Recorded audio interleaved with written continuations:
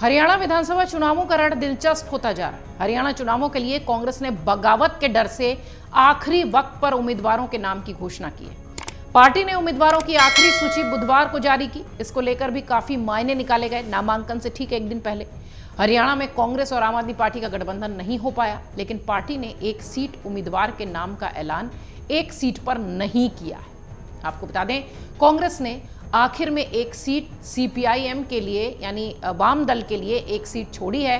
कांग्रेस ने आखिरी सूची में गुरुग्राम जिले में आने वाली सोहाना सीट से रोहताश खटाना की उम्मीदवारी का ऐलान किया है। इसके बाद पार्टी ने मार्क्सवादी कम्युनिस्ट पार्टी की उनके लिए एक सीट छोड़ने का ऐलान फिलहाल कर दिया है।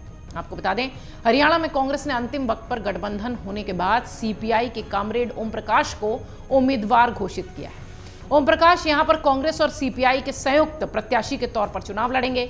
भिवानी सीट से बीजेपी ने घनश्याम सर्राफ को उम्मीदवार बनाया है। यानी अगर देखें तो कांग्रेस पार्टी ने कुल 89 यानी 89 सीट्स पर ही अपने उम्मीदवारों का ऐलान किया है।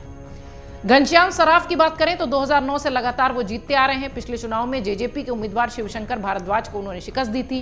कांग्रेस पार्टी तीसरे नंबर पर उस वक्त रही थी। थोड़ा पीछे जाइए, 2005 में शिवशंकर भारद्वाज कांग्रेस के टिकट पर ही जीते थे। इससे पहले 2000 में बंसीलाल ने यहां से जीत हासिल की थी। इस सीट पर हरियाणा विकास पार्टी का भी वर्चस्व रहा है।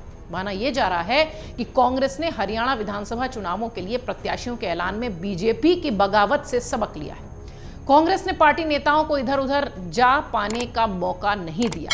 राजनीतिक हलकों में चर्चा है कि हरियाणा की टिकटें जानबूझकर देर से बांटी गईं, जिससे कि पार्टी के वरिष्ठ नेताओं को झगड़ने का मौका मिले ही ना, बगावत सामने आए ही ना।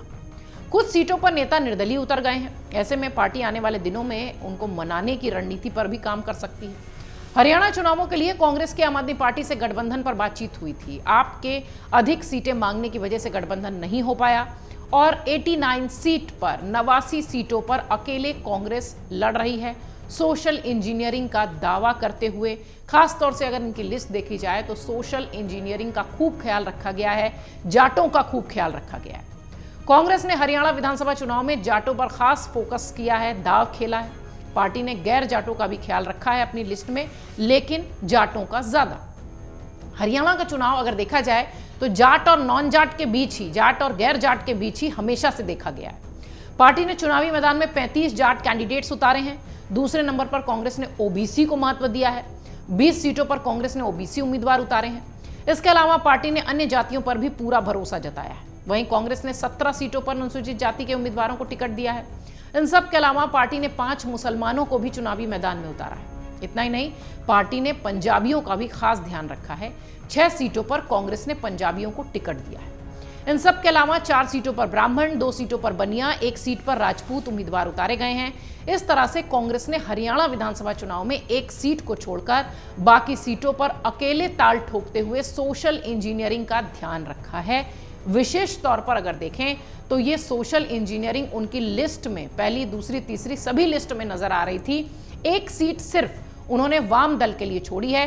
चर्चा खूब हो रही थी कि आखिर कांग्रेस पार्टी ने एक सीट छोड़ी क्यों, तो जिसका जवाब यह है कि वो वाम दलों के लिए वो सीट छोड़ी गई है। अगर आप ये वीडियो YouTube पर देख रहे हैं तो हमारे चैनल को सब्सक्राइब करें और बेल आइकन को दबाना ना भूलें। अगर आप Facebook पर ये वीडियो देख रहे हैं तो हमारे पेज को लाइक करें।